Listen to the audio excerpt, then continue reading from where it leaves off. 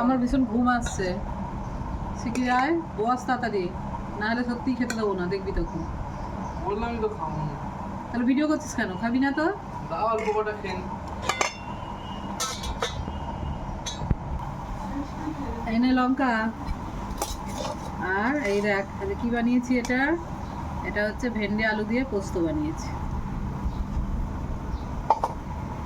এটা হচ্ছে লাউ শাক, হচ্ছে তোর মুগের ডাল দিয়ে, মুগের ডালের মধ্যে আমি ঘিও দিয়েছি, দিয়ে লাউ শাক বানিয়েছি। খেতে দেখবি হেভি টেস্টি। আর এই নে চিংড়ি মাছের ভাপা। আর এই দিয়ে দিলাম চিকেন।